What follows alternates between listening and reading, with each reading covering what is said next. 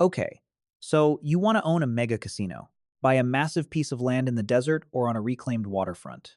Build a glittering tower of glass and steel. Fill the ground floor with thousands of slot machines and blackjack tables, and let the absolute mathematical certainty of the house edge print billions of dollars while you sleep. People walk in with cash, play games where the statistical probability guarantees they lose over time, and you keep the difference. Sounds straightforward enough.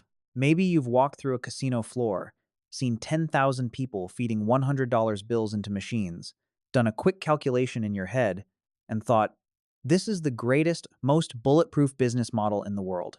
It is not that simple. And the story of how mega casinos actually make money and how they frequently bankrupt the billionaires who build them is one of the most misunderstood financial realities in modern business. By the time we are done here, you are going to understand exactly why the house doesn't always win. Let's start with what it actually costs to build one of these things. Because when most people think about a casino, they think about the felt on the poker tables, the chips, and the flashing lights of the slot cabinets. What they don't think about is the subterranean cash vaults, the military-grade surveillance networks, the structural engineering required to build 4,000 hotel rooms above a massive open-floor cavern without support pillars blocking the view, the proprietary high-volume air filtration systems designed to pump in fresh oxygen and hide the smell of thousands of cigarettes, and the independent, fully redundant power grids required to ensure the building never ever goes dark. Resorts World Las Vegas, which opened on the Strip in 2021, cost $4.3 billion to build. The Marina Bay Sands in Singapore cost $5.88 billion. Not a tipo, almost $6 billion for one single property. That is more than the annual GDP of several small nations. And just like stadiums and shopping malls, this cost curve is only moving in one direction. First, you have the land trap. You cannot build a mega casino in a quiet, cheap suburb. You need premium, highly accessible real estate. You are fighting for acreage on the Las Vegas Strip, in Macau, or in heavily negotiated downtown development zones where the cost per acre is astronomical. Then, there is the psychological architecture. A mega casino is not built like a normal building. It is engineered from the ground up to manipulate human behavior, and that engineering is incredibly expensive. You are paying world-class architectural firms to design what the industry calls the playground layout, a maze-like floor plan with no sharp right angles, designed specifically to disorient guests so they cannot easily find the exits. You are installing bespoke HVAC systems that pump in proprietary synthetic pheromones and high oxygen levels to keep people awake. You are layering acoustic engineering into the ceiling panels to amplify the sound of winning slot machines while dampening the noise of the crowd. Every carpet pattern, every lighting fixture, every spatial dimension is precision engineered to extract capital. Then comes the regulatory barrier. You cannot just pour concrete. You have to pass exhaustive probity checks from gaming commissions. They will dissect your entire financial life, your investors, your background, and your associates. The legal and lobbying fees required just to get the license to break ground can run into the tens of millions of dollars before a single shovel hits the dirt. Then there is the technology.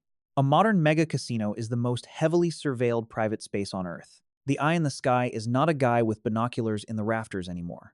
It is a network of tens of thousands of high-definition pan-tilt zoom cameras integrated with facial recognition software, license plate readers at the valets, and algorithmic behavioral tracking that can spot card counters and cheat rings in real time. The server farms required to store, process, and analyze this video data locally cost millions to install and require a small army of IT professionals to maintain. So, by the time you cut the ribbon, before a single hand of blackjack is dealt, before a single roulette wheel spins, you have spent somewhere between $2 and $6 billion. And that is just to get in the door. Now, let's talk about how you paid for it. Because nobody writes a personal check for $4 billion out of pocket. The capitalization table for a mega casino is a complex, terrifying web of institutional finance. You put in whatever direct equity you have. Then you borrow the rest. And the rest is usually the vast majority of it. The borrowing comes in the form of syndicated bank loans and high-yield corporate bonds, often referred to as junk bonds. And just like a football stadium, this debt comes with strict legal contracts called debt covenants. These covenants demand that the casino's operating cash flow remains at a specific multiple of your annual debt payments. If a global recession hits, or a localized economic downturn empties your 4,000 hotel rooms, and your revenue drops below that threshold, the lenders can legally classify you as in technical default. They can step up your interest rate by 1 to 3%, restrict your ability to pay out dividends, or demand immediate repayment. To understand how catastrophic this debt burden is, look at the historical leveraged buyout of Caesars Entertainment. In 2008, private equity firms Apollo and TPG bought Harrah's Entertainment, later renamed Caesars, for roughly $30 billion. To do this, they loaded the company with an apocalyptic $25 billion in debt. The timing was historically terrible, right at the dawn of the Great Recession. For the next 7 years, Caesars suffocated. They were paying roughly $2 billion a year just in interest payments. Read that again. $2 billion a year just for the privilege of holding the debt. The underlying casinos were actually operationally profitable. The slot machines were making money. The hotels were booked.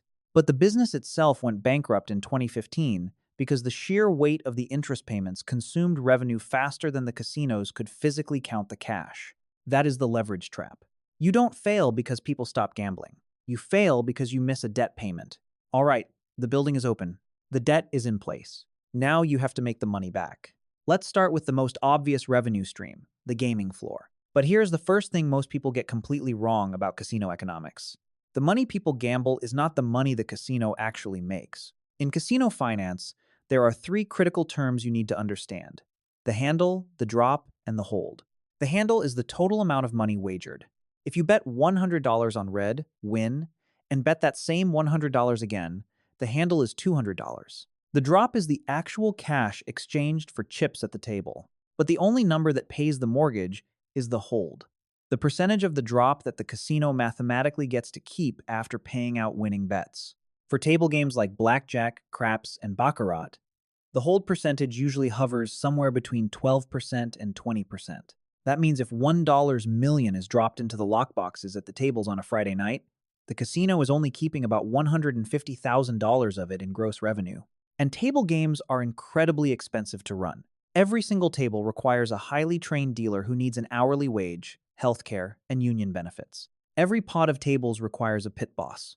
The entire floor requires shift managers, dedicated security personnel, and cocktail waitresses handing out complimentary drinks. By the time you pay the labor, the taxes, and the operational costs of the table game pit, the profit margin is shockingly thin. In modern mega casinos, table games exist largely as loss leaders. They provide the kinetic energy, the shouting, the noise, and the glamour that makes the building feel alive.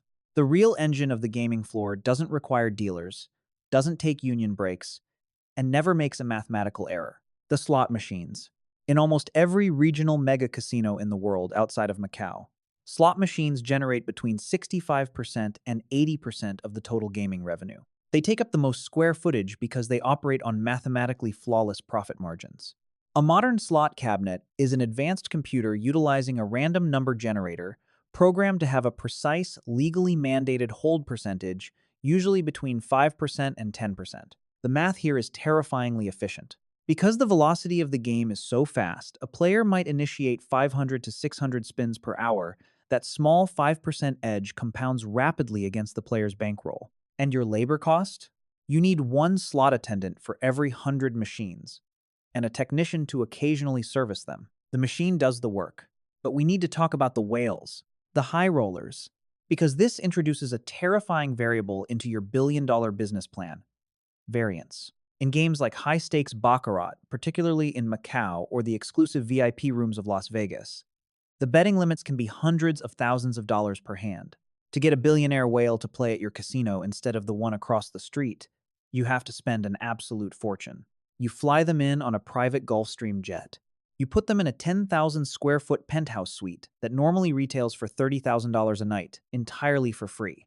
You assign them a dedicated concierge. You comp their Michelin star dinners. You fly in their favorite entertainers. And crucially, you offer them loss rebates. This means if they lose $2 million, you might legally contract to give them 15% to 20% of their losses back in cash just to keep their loyalty. In Asian markets, this relies heavily on the junket system. Junket operators act as middlemen. They find the wealthy VIPs in mainland China, lend them the millions of dollars required to bypass capital flight restrictions, and bring them to your casino. But the junket operator takes a massive cut of the gaming revenue, sometimes up to 40% of the VIP room's gross. You tolerate these razor-thin margins because a single whale can generate millions in absolute profit over a weekend. But the inverse is also true, because the mathematics of variance apply to everyone, even the house. If a whale gets incredibly lucky on a $300,000 per hand baccarat streak, they can win $15 million in a single night. There are heavily documented quarterly earnings calls where publicly traded casino conglomerates have had to explain to Wall Street analysts that their stock price dropped 8% solely because 2 or 3 VIP players in Singapore or Las Vegas got lucky at the tables. Imagine running a $6 billion corporate asset where your entire quarterly earnings report can be ruined by one guy getting dealt too many eights in a card game. This massive volatility is terrifying to institutional investors.